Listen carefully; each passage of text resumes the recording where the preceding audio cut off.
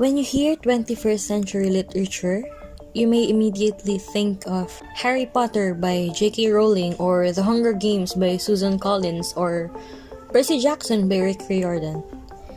You might also think of John Green's The Fault in Our Stars or Nicholas Sparks' famous The Notebook, basically mainstream media or those books published in the last 20 years adapted to the big screen. You might even think of fear-mongering, gatekeeping literary elitists preaching about how literature is degenerating every year with the author putting out more and more trash as time goes on. With your support, we will send the hammer of the people's will crashing through the windows of Mr. Crab's House of Servitude! While the former are indeed examples of mainstream literature and the latter being somewhat of a common grievance, 21st century literature is more than meets the eye. It offers more than magical schools of wizardry or social commentary or sappy teenage romance novels. Deep down, it is in itself a testament on how the people can use the ever-changing forms of literature to tailor their needs for self-expression if given the power to do so.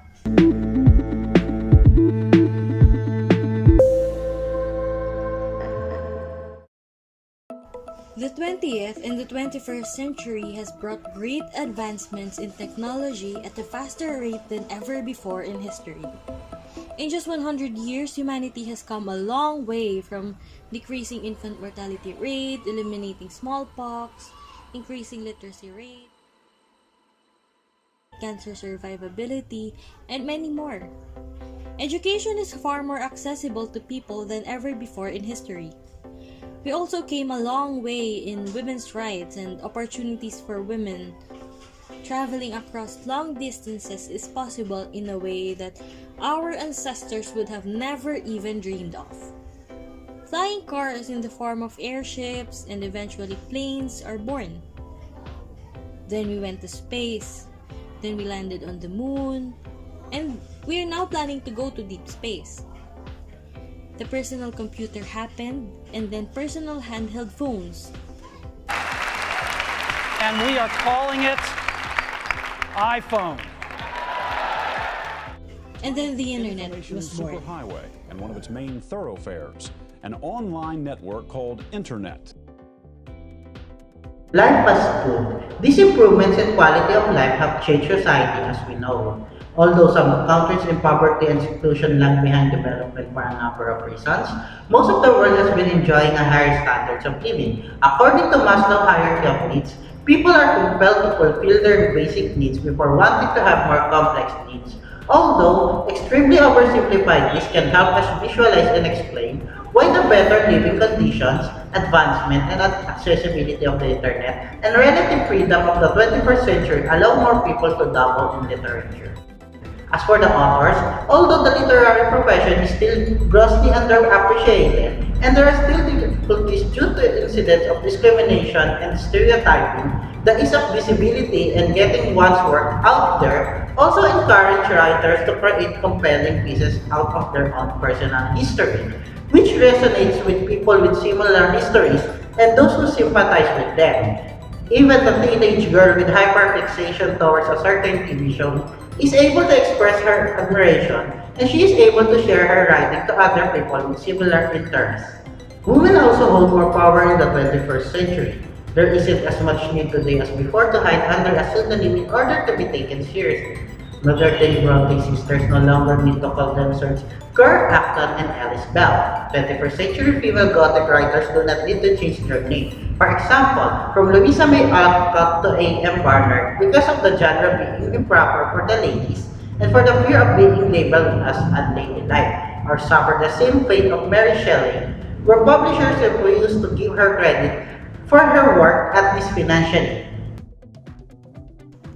Due to the accessibility of books and pieces of literature being written today, we hear how an Indian columnist and nonfiction writer, Anand Giridharadas, who grew up in the US, returns to India in an attempt to trace back his roots. We experience the idea that he had of India with juxtapositions of what is really through anecdotes of real people who left, who returned, who stayed, who succeeded, and those who failed.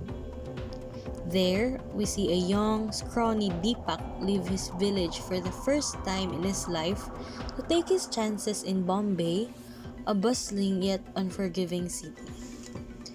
We see the history of Mukesh Ambani, one of the richest men in the world, superimposed with the story of his grandfather who grew up around the same time as the Ambani patriarch.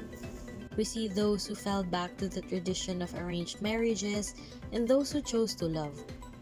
Through literature, we hear of these stories and we relate to them, realizing that despite the massive cultural, religious, and social differences Philippines and India might have, both countries share enough similarities to resonate to us Filipinos, even to those with limited worldviews. We see cultures represented not only as backdrops and props to make writing colorful and appeal to audiences, but as a significant part of the plot, Treated with equal parts of respect and creativity. Literature has always been written as a form of entertainment or a means of self-expression even back then. Authors leave piece of themselves among the words they write. For instance, even back in the 19th century, Charlotte Bronte's life is projected in her novel Jane Eyre. Women are supposed to be very calm generally, but women just feel as men feel. They need exercise for their faculties and a field for their efforts, as much as their brothers do. This sentiment is still echoed today, albeit with less scorn and scrutiny from the literary world than before. It is important to note that literature can also be a form of escapism. People can run away from reality and be on their own, just like how the Brown sisters did. Especially relevant in today's situation, where we are thrust into isolation in some way. We can explore the world outside, even to places we know we will never be in, like in the past. Literature can even be used to face reality even if we don't know how to. at the end of the day, literature is literature.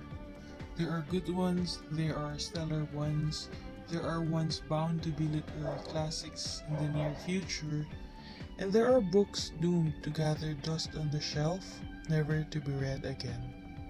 And that is okay.